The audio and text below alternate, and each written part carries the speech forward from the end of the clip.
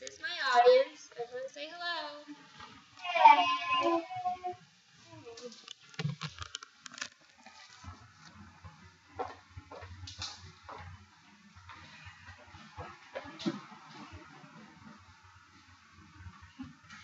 According to dictionary.com, the definition of father is a male parent, a man who exercises paternal care over other persons, or paternal provider or protector. However, that's just the beginning of my definition of my father. My dad is so much more than that to me. The person I want to pay tribute to in my speech today is my father, Bruce Sager. My parents raised and supported me growing up, and after 19 years, my dad and I have become pretty close.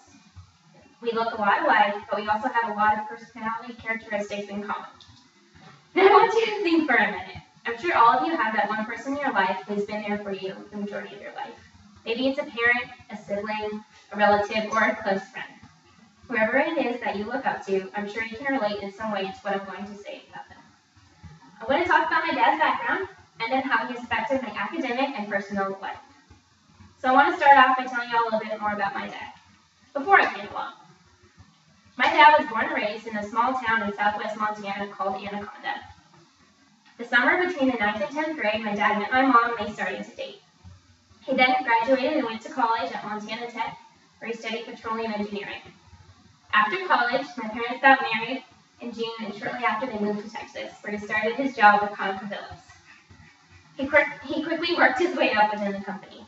And then in August of 1995, after my siblings and I were born, we moved overseas. My dad recently celebrated his 30th anniversary of the company and is currently the Vice President and Finance Manager of the Qatar branch of ConocoPhillips and the President of the Kuwait branch. Now, needless to say, my dad has been very successful within his career, but also his personal life. This came from his dedication and hard work, and that is part of why he's such an inspiration to me in my life.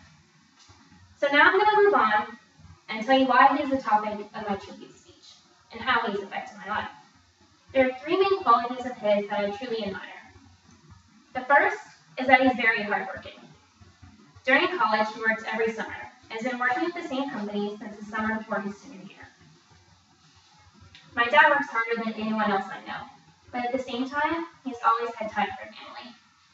Usually he tries to finish all his work before he comes home from the office, but on those rare occasions when he has to bring his work home with him, if my siblings or I ever needed to approach him, he would immediately drop what he was working on and pay full attention to us. He knows the importance of family. My dad has taught me the value of hard work, and I've tried to do nothing less for my best. I have succeeded academically, I believe, and his work ethic is what has directed me along my academic path, to always try my hardest. The second quality of his that I admire is that he's a very humble person.